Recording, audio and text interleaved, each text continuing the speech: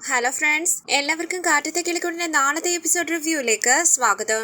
ഈ റിവ്യൂ നിങ്ങൾക്ക് ഇഷ്ടമായെങ്കിൽ ലൈക്ക് ചെയ്തും സബ്സ്ക്രൈബ് ചെയ്തും സപ്പോർട്ട് ചെയ്യണേ. രാജീവും കുടുംബവുമായുള്ള ബന്ധം ഉപേക്ഷിച്ച് നിധി സുധീഷിന്റെയും സുഭാഷിന്റെയും ഹരീഷിന്റെയും നികേഷിന്റെയും ഒപ്പം കിളിക്കൂട്ടിലേക്ക് പോവുകയാണ്. കാറിൽ യാത്ര ചെയ്യുന്ന നിധി കരഞ്ഞുകൊണ്ട് പറയുന്നു, അച്ഛൻ ഇങ്ങനെയൊക്കെ ചെയ്യുമെന്ന് ഞാൻ ഒരിക്കലും പ്രതീക്ഷിച്ചില്ല. വീട്ടിലേക്ക് വിളിച്ചപ്പോൾ ഞാൻ അച്ഛനെ വിശ്വസിച്ചു പോയി. നിങ്ങൾക്കൊക്കെ ഇപ്പം ഞാൻ കാരണം ഒരുപാട് തല്ലുകൊണ്ടു. എനിക്ക് സുധീഷിനെ കാണുമ്പോൾ സഹിക്കാൻ കഴിയുന്നില്ല. സുധീഷിനെ അവര് തല്ലി ചതച്ചില്ലേന്ന് പറഞ്ഞ് പൊട്ടിക്കരയുകയാണ് നിധി. സുഭാഷ് ചോദിക്കുന്നു, മോളെ നിധി എന്താ ഇത്, കരയാതെ. സുധീഷ് പറയടാ. സുധീഷ് ചോദിക്കുന്നു, എന്താ നിധി, എന്തിനാ ഇങ്ങനെ കരയുന്നത്? അങ്ങനെ സുധീഷ് വണ്ടി സൈഡിലേക്ക് ഒതുക്കി നിർത്തുമ്പോൾ നിധി പറയുകയാണ്, നമുക്ക് പോകുന്ന വഴിയിൽ ഒന്ന് ഹോസ്പിറ്റലിൽ കയറാം. അപ്പൊ സുധീഷ് പറയുന്നു, അതൊന്നും വേണ്ട നിധി, ഒരു ദിവസം കഴിയുമ്പോൾ ഈ മുറിവൊക്കെ ഉണങ്ങാൻ തുടങ്ങും. കരഞ്ഞോണ്ട് നിധി പറയുന്നു, എല്ലാവരും എന്നോട് ക്ഷമിക്കണം. ഇത് കേട്ട് ഹരീഷ് പറയുന്നു, അയ്യോ അത് തന്നെ പറയാതെ കേട്ടതേ. അപ്പൊ നിധി പറയുന്നു, ഇങ്ങനെയൊക്കെ ഒരു വീട്ടിലുള്ളവര് ചിന്തിക്കുവോ? ഇപ്പൊ ചിന്തിച്ചാൽ പോലും നടന്നതെല്ലാം ഒരു സ്വപ്നം പോലെ എനിക്ക് തോന്നുന്നത്. സുധീഷിന്റെ കയ്യിൽ സ്വർണവും പണവും തന്നിട്ട് വഴിയിൽ ഗുണ്ടകളെ വെച്ച് അത് തട്ടിയെടുത്ത്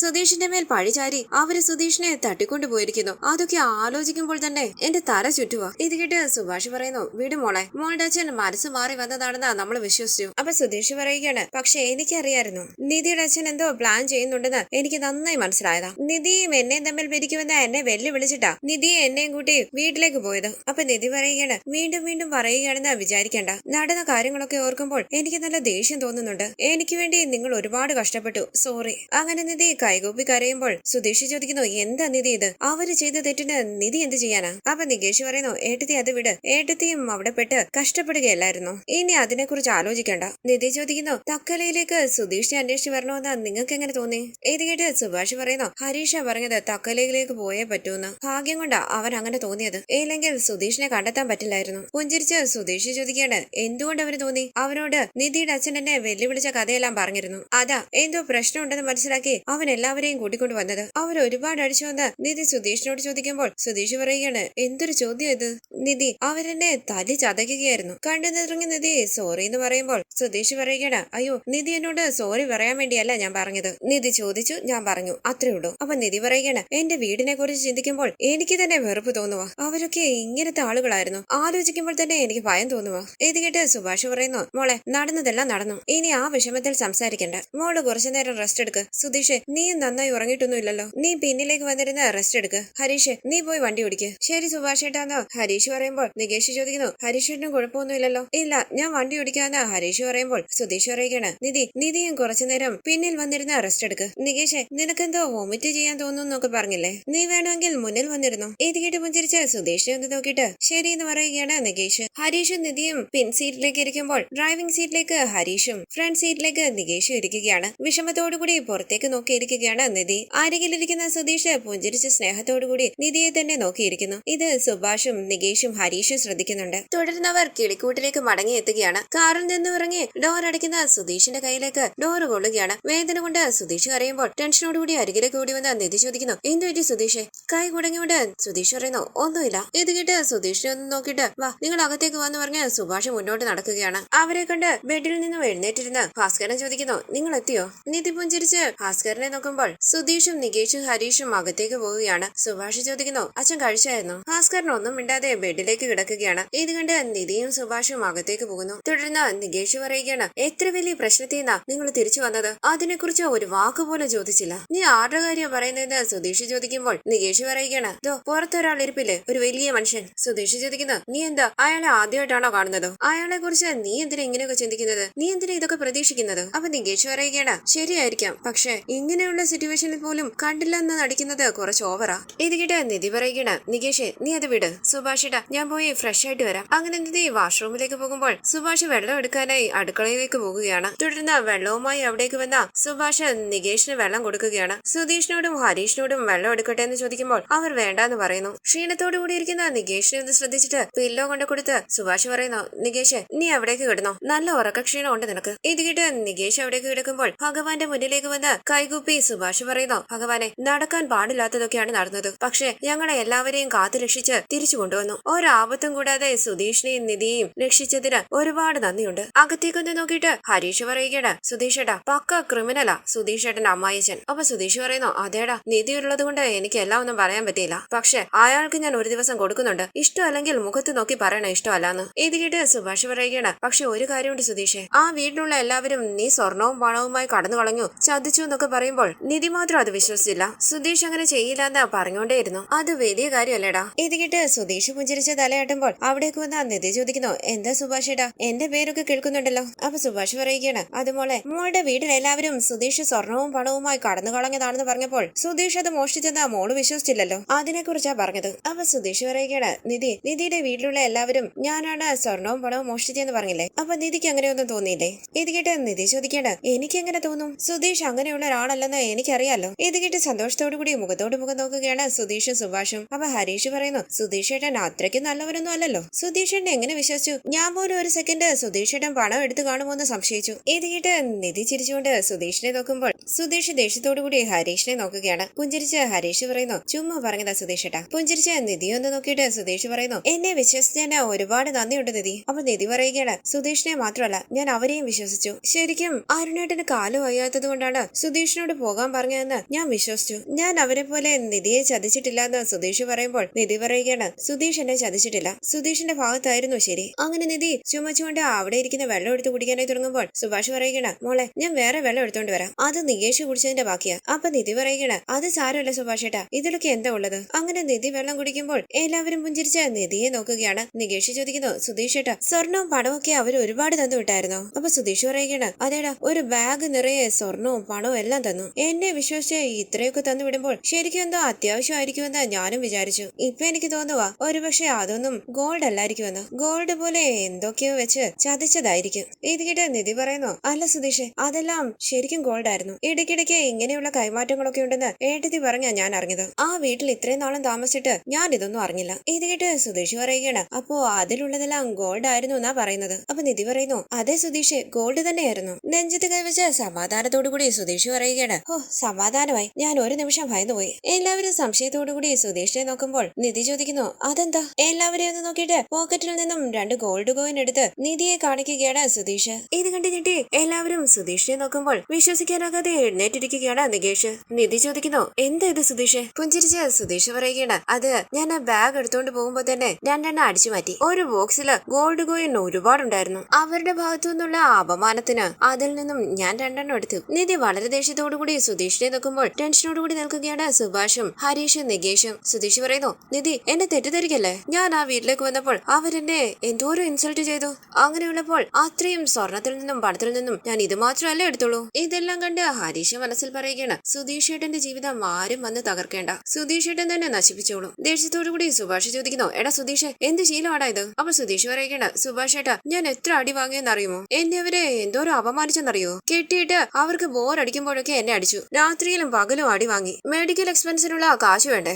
ഇതിന്റെ മെഡിക്കൽ എക്സ്പെൻസ് ആണ് സുഭാഷ് ഏട്ടാ. സുഭാഷ് ദേഷ്യത്തോടു കൂടി സുധീഷിനെ നോക്കുമ്പോൾ സുധീഷ് തിരിഞ്ഞ് നിധിയെ നോക്കുകയാണ്. നിധി പുഞ്ചിരിച്ച് സുധീഷിനെ നോക്കുമ്പോൾ ഹരീഷും നികേഷും സമാധാനത്തോടു കൂടി ഇരിക്കുന്നു. സുഭാഷ് ചോദിക്കുന്നു, എടാ നീ എന്തിനാടാ ഇങ്ങനെയൊക്കെ ചെയ്തത്? അപ്പൊ സുധീഷ് പറയുകയാണ്, സുഭാഷ് ഏട്ടനൊന്ന് വെറുതെ ഇരുന്ന് എന്റെ ഷർട്ട് അടിച്ചു നോക്കി അറിയാം ഞാൻ എന്തോരം തല്ലു വാങ്ങിയെന്ന്, അതിന് പകരമായി ഇതെങ്കിലും എടുത്തൂടെ? സുഭാഷ് ചോദിക്കുന്നു, ഇങ്ങനെയാണോ ചെയ്യേണ്ടത്? അപ്പോൾ നിധി പറയുകയാണ്, സുഭാഷ് ഏട്ടാ അത് വിട്ടേര്, സുധീഷ് ഇത് എടുത്തില്ലായിരുന്നെങ്കിലായിരുന്നു എനിക്ക് വിഷമം. അത്രയ്ക്ക് അടി വാങ്ങിയില്ലേ സുധീഷ്? ന്യായമായിട്ട് നോക്കുമ്പോ സുധീഷിന്റെ ട്രീറ്റ്മെന്റിനുള്ള ചിലവ് നോക്കേണ്ടത് അവരല്ലേ, അവര് കൊടുത്തില്ല, അതുകൊണ്ട് സുധീഷ് എടുത്തു, അത്രേ ഉള്ളൂ, അത് വിട്ടേര്. ഇത് കേട്ട് വിശ്വസിക്കാനാകാതെ നിൽക്കുകയാണ് സുധീഷും സുഭാഷും ഹരീഷും നികേഷും. നിധി ചിരിച്ചുകൊണ്ട് സുധീഷിനെ നോക്കുമ്പോൾ സുധീഷ് മനസ്സിൽ പറയുകയാണ്, ദേഷ്യപ്പെട്ട് ബഹളം വെക്കുമെന്ന് വിചാരിച്ചു. നിധി ഇപ്പം എന്നെ പോലെ ചിന്തിക്കാൻ തുടങ്ങി. മടിയോടുകൂടി നിധി പറയുകയാണ്, പിന്നെ ഞാനും ഒരു കാര്യം എടുത്തോണ്ട് വന്നു. വിശ്വസിക്കാനാകാതെ കണ്ണു തള്ളി ഹരീഷ് ചോദിക്കുന്നു, ഏട്ടത്തിയോ? നിധി പുഞ്ചിരിച്ച് തലയാട്ടെ ബാഗ് എടുക്കുമ്പോൾ സുധീഷ് ചോദിക്കുകയാണ്, എന്തെങ്കിലും വലുതായിട്ടാണോ നിധി കൊണ്ടുവന്നത്? നിധി ദേഷ്യത്തോടു കൂടി സുധീഷിനെ നോക്കുകയാണ്. ഒന്ന് പതറി സുധീഷ് പറയുന്നു, സോറി. നിധി തന്റെ പേഴ്സിൽ നിന്നും ആധാർ കാർഡും വോട്ടർ ഐഡിയും പാൻ കാർഡും ഒക്കെ എടുത്ത് കാണിക്കുകയാണ്. എല്ലാവരും പുഞ്ചിരിച്ച് നിധിയെ നോക്കുമ്പോൾ നിധി പറയുന്നു, എന്റെ Aadhaar card, voter ID, pan card എല്ലാം എടുത്തോണ്ട് വന്നു. നികേഷ് പുഞ്ചിരിച്ച് കൈകൊട്ടുമ്പോൾ നിധി പറയുകയാണ്, ഇത് തരില്ല എന്ന് പറഞ്ഞല്ലേ അവരൊന്ന് പ്രശ്നം ഉണ്ടാക്കിയത്, ആരും അറിയാതെ ഞാൻ അതങ്ങ് എടുത്തോണ്ട് പോന്നു. ഇത് കേട്ട് ചിരിച്ചുകൊണ്ട് സുധീഷ് പറയുകയാണ്, സൂപ്പർ നിധി, ഞാൻ കേടിയാണെങ്കിൽ നിധി മഹാ കേടിയാണല്ലോ. ഇത് കേട്ട് നിധി ചിരിക്കുമ്പോൾ സുധീഷും സുഭാഷും ഹരീഷും നികേഷും ചിരിച്ചുകൊണ്ട് നിധിയെ നോക്കുകയാണ്. തുടർന്ന് രാത്രി പുറത്തിരുന്ന് പഠിക്കുകയാണ് നികേഷ്. ഈ സമയം രാജീവിന്റെ ഗുണ്ട അവിടേക്ക് വന്ന് കാറിന്റെ കീ വേണമെന്ന് പറയുന്നു. ടെൻഷനോടുകൂടി അയാളെ ഒന്ന് നോക്കിയിട്ട് 1 മിനിറ്റ് എന്ന് പറഞ്ഞ് നികേഷ് അകത്തേക്ക് പോവുകയാണ്. സുധീഷ് ഏട്ടാ ഏട്ടത്തിന്ന് നികേഷ് ഉറക്കെ വിളിക്കുമ്പോൾ അവിടേക്ക് വന്ന സുധീഷ് ചോദിക്കുന്നു, എന്താടാ എന്തിനാടാ ഇങ്ങനെ നടന്ന് ബഹളം വെക്കുന്നത്? ഇത് കേട്ടുകൊണ്ട് നിധി അവിടേക്ക് വരികയാണ്. നികേഷ് പറയുന്നു, സുധീഷ് ഏട്ടാ കാറിന്റെ കീ ചോദിക്കുന്നു. സുധീഷ് ചോദിക്കാണ് കാറിന്റെ കീയോ ആരാടാ ചോദിച്ചത്? നികേഷ് പുറത്തേക്ക് ചൂണ്ടിക്കാണിക്കുമ്പോൾ നിധിയും സുധീഷും പുറത്തേക്ക് ഇറങ്ങി വരികയാണ്. പിന്നാലെ നികേഷും വരുന്നു. അയാൾ പറയുന്നു അരുൺ സാറ് കാർ എടുത്തോണ്ട് വരാൻ പറഞ്ഞു. കാറിന്റെ കീതാ. ദേഷ്യത്തോടുകൂടി സുധീഷ് ചോദിക്കുന്നു എന്താടാ നീ ഫോളോ ചെയ്ത് വന്നതാണോ? ഞങ്ങള് വീട്ടിൽ വന്നിട്ട് അധിക സമയം ആയില്ലല്ലോ, അതിനുള്ളിൽ വന്ന് കീ ചോദിക്കുന്നു. പിന്നോട്ടേക്ക് മാറിക്കൊണ്ട് അയാൾ പറയുന്നു നിങ്ങൾ എന്നെ അടിക്കൊന്നും ചെയ്യരുത്, അരുൺ സാറ് കാർ എടുത്തോണ്ട് വരാൻ പറഞ്ഞതാ, അതുകൊണ്ടാ വന്നത്. നിധി ദേഷ്യത്തോടുകൂടി അകത്തേക്ക് പോയി കാറിന്റെ കീ എടുത്തോണ്ട് വരികയാണ്. അയാൾ പറയുന്നു കീതാ, ആവശ്യമില്ലാതെ എന്റെ ദേഹത്ത് കൈവെക്കരുത്. സുധീഷ് ചോദിക്കുന്നു കൈവച്ചാൽ?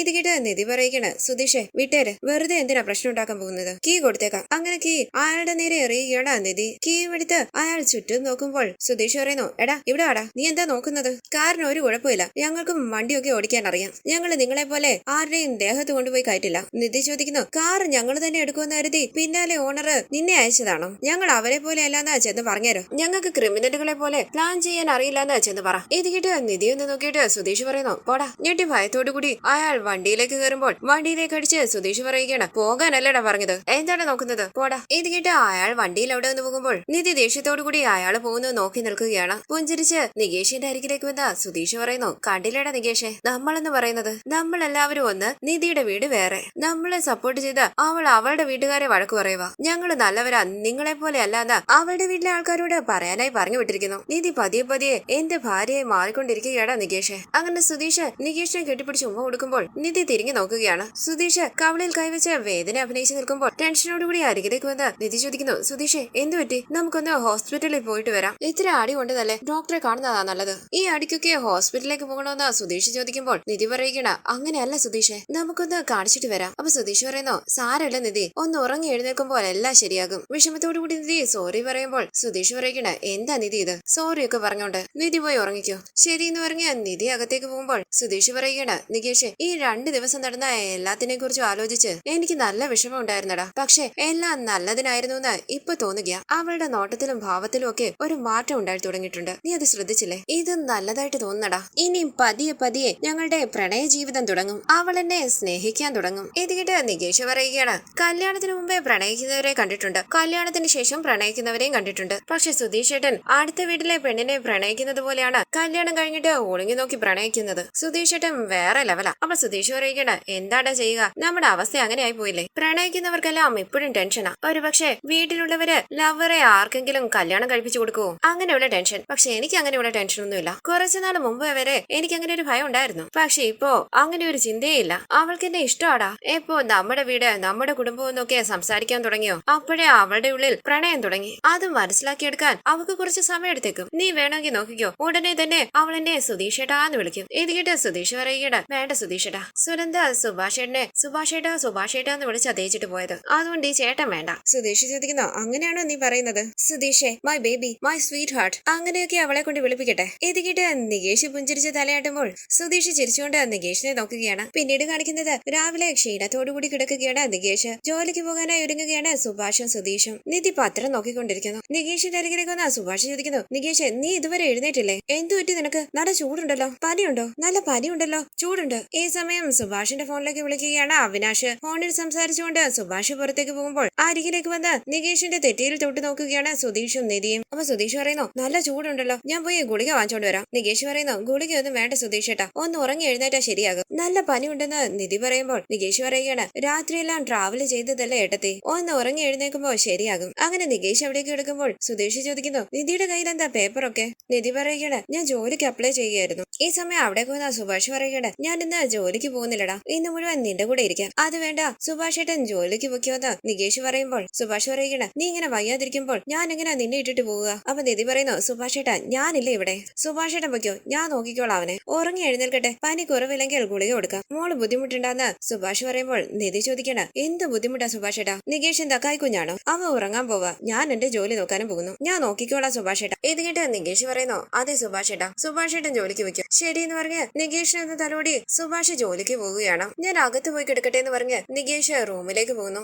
സുധീഷ് മനസ്സിൽ പറയുകയാണ് നിധി തനിച്ചാണല്ലോ ഇവിടെ, ഇന്ന് ജോലിക്ക് പോകാതെ ലീവ് എടുത്താലോ? നിധി ചോദിക്കുന്നു സുധീഷ് ജോലിക്ക് പോകുന്നില്ലേ? അപ്പൊ സുധീഷ് പറയുകയാണ് ഇല്ല നിധി, നല്ല ക്ഷീണമുണ്ട്, നികേഷിന് വയ്യാതിരിക്കുകയല്ലേ, ഞാൻ പിന്നെ എങ്ങനെയാ ജോലിക്ക് പോവുക? ഇത് കേട്ട് നിധി പറയുകയാണ് ഇതൊക്കെ കുറച്ച് ഓവറാ സുധീഷേ, ഞാൻ നികേഷിനെ നോക്കിക്കോളാം, സുധീഷ് വെക്കോ. സുധീഷ് ചോദിക്കുന്നു നിധി അവന് മാത്രമേ പനിയുള്ളൂ, എനിക്ക് ദേഹത്തൊക്കെ നല്ല വേദനയുണ്ട്, നിങ്ങൾ എല്ലാവരും വിഷമിക്കുമെന്ന് കരുതി ഞാൻ പറയാത്തതാ, ഷർട്ട് അഴിച്ചാൽ രക്തം കട്ടി പിടിച്ചു കിടക്കുന്ന കാണാം. അത്രയ്ക്ക് അടി വാങ്ങിയിട്ടുണ്ട്. വണ്ടിയൊക്കെ ഓടിക്കാൻ പറ്റുമോന്ന് പോലും എനിക്കറിയില്ല. ഇത് കേട്ട നിധി പറയുകയാണ്, ഡോക്ടറിനെ കാണാൻ പോകാന്ന് ഞാൻ നേരത്തെ പറഞ്ഞതല്ലേ. സുധീഷ് അത് കേട്ടില്ലല്ലോ. ഇത് കേട്ട സുധീഷ് പറയുകയാണ്, സാരമില്ല നിധി, കുറച്ചു നേരം റെസ്റ്റ് എടുത്താൽ ശരിയാകും. ഞാൻ കുറച്ചു നേരം കിടക്കട്ടെ, ഇവിടെ തന്നെ കിടന്നോളാന്ന് പറഞ്ഞ് സുധീഷ് ഹോളിലേക്ക് കിടക്കുകയാണ്. ഇത് കേട്ട് നിധി പേപ്പർ നോക്കിക്കൊണ്ടിരിക്കുമ്പോൾ നിധിയെ തന്നെ നോക്കി കിടക്കുന്ന സുധീഷ് മനസ്സിൽ പറയുന്നു, എടാ സുധീഷ്, സിമ്പതി വർക്കൗട്ട് ആവുന്നുണ്ട്. എങ്ങനെയും നിധിയുടെ മനസ്സ് കീഴടക്കണം. അങ്ങനെ പുഞ്ചിരിച്ച് നിധിയെ തന്നെ നോക്കി കിടക്കുകയാണ് സുധീഷ്. തുടർന്ന് രാവിലെ കടയിലേക്ക് വന്ന ഹരീഷ് ഫോൺ ചാർജ് ചെയ്യാൻ വെച്ചിട്ട് സ്വിച്ച് ഓൺ ചെയ്ത് നോക്കുകയാണ്. അപ്പോൾ നീതുവിന്റെ മെസ്സേജ് കാണുകയും ചന്തുവും ടിറ്റോയും ഹരീഷ് എവിടെയായിരുന്നു എന്ന് ചോദിക്കുകയുമാണ്. തക്കലയിലേക്ക് പോയ കാര്യവും അവിടെ നടന്ന കാര്യങ്ങളുമെല്ലാം ഹരീഷ് അവരോട് പറയുന്നു. നീതു രാത്രി ഫോണിൽ വിളിച്ചും മെസ്സേജ് അയച്ചും ശല്യപ്പെടുത്തുകയായിരുന്നുവെന്നും ഹരീഷ് പറയുകയാണ്. തുടർന്ന് നീതുവിന്റെ മെസ്സേജുകൾക്ക് റിപ്ലൈ കൊടുക്കാതെ ജോലികൾ ചെയ്യാനായി തുടങ്ങുകയാണ് ഹരീഷ്. ഈ സമയം വളരെ ദേഷ്യത്തോടു കൂടി അവിടേക്ക് വന്ന നീതു ഹരീഷിനെ നോക്കുമ്പോൾ ഹരീഷ് പറയുന്നു, നീ ഇരിക്ക്. നീതു ചോദിക്കണ, ഇരിക്കാനോ? ഒന്നും നടക്കാത്തതുപോലെ ഇരിക്കാൻ പറയുന്നത് എന്താ? നിനക്ക് എത്ര മെസ്സേജ് അയച്ചു? ഒന്നിനെങ്കിലും നീ റിപ്ലൈ ചെയ്തോ? ഇപ്പൊ ഫോൺ എടുത്ത് നോക്കിയപ്പോൾ നീ എല്ലാ മെസ്സേജും കണ്ടിട്ടുണ്ട്, പക്ഷെ റിപ്ലൈ മാത്രം ചെയ്യില്ല. ഞാൻ സംസാരിച്ചുകൊണ്ടിരിക്കുമ്പോൾ ഫോൺ കട്ട് ചെയ്ത് സ്വിച്ച് ഓഫ് ചെയ്യുന്നു. നീ എന്താ വിചാരിച്ചിരിക്കുന്നത്? ടിറ്റോ പറയുന്നു, ആശാൻ ഇപ്പോഴാ മെസ്സേജ് കണ്ടത്. നീതു ചോദിക്കുന്നു, മെസ്സേജ് കണ്ട ഉടനെ റിപ്ലൈ ചെയ്യണ്ടേ? റിപ്ലൈ ചെയ്യാതെ വണ്ടി റിപ്പയർ ചെയ്യാനിരിക്കുന്നു. അങ്ങനെ ഹരീഷിനെ കുറ്റപ്പെടുത്തുകയാണ് നീതു. ഇങ്ങനെയായിരുന്നെങ്കിൽ ഈ അഫെയർ സ്റ്റാർട്ട് ചെയ്യേണ്ട കാര്യം ഉണ്ടായിരുന്നു. പഴയ പോലെ മതിയായിരുന്നല്ലോ. എനിക്കെങ്കിലും പീസ്ഫുൾ ആയിട്ട് ഇരിക്കായിരുന്നു. ഒരാഴ്ച നല്ല ലവ് യു മൂഡിലിരുന്നിട്ട് ഇപ്പൊ നീ ആറ്റിറ്റ്യൂഡ് ഇട്ട് നിൽക്കുകയാണോ? ഇത് കേട്ട് ദേഷ്യത്തോടു കൂടി ഹരീഷ് പറയുന്നു, അതേടി, എനിക്ക് സീരിയസ് ആകാൻ താല്പര്യമില്ല. ഈ ബന്ധം ഇവിടെ അവസാനിച്ചു. ഇനി നീ ഇങ്ങോട്ട് വരരുത്, എന്നെ ശല്യപ്പെടുത്തരുതെന്നൊക്കെ പറഞ്ഞ ഹരീഷ് ദേഷ്യപ്പെടുമ്പോൾ ഹരീഷിന്റെ വാക്കുകൾ കേട്ട് ഭയത്തോടുകൂടി പിന്നോട്ടേക്ക് മാറി കരഞ്ഞുകൊണ്ട് ഞാൻ ഇനി ഈ കടയിലേക്ക് കയറില്ല എന്ന് പറഞ്ഞ് ദേഷ്യപ്പെടുകയാണ് നീതുവും. സ്പാനർ എടുത്ത് ഹരീഷ് നീതുവിനെ അടിക്കാനായി വരുമ്പോൾ, ഞാൻ നിന്നെ കാണിച്ചു തരാം, ഞാൻ ഇനി ഈ കടയിലേക്ക് കയറില്ല, ഈ ബന്ധം ഞാൻ അവസാനിപ്പിക്കുകയാണെന്നൊക്കെ പറഞ്ഞ് നീതു കരഞ്ഞുകൊണ്ട് കിളിക്കൂട്ടിലേക്ക് പോകുന്നു. ഈ സീരിയലിന്റെ കൂടുതൽ വീഡിയോസിനായി ചാനൽ സബ്സ്ക്രൈബ് ചെയ്ത് സപ്പോർട്ട് ചെയ്യണേ. താങ്ക്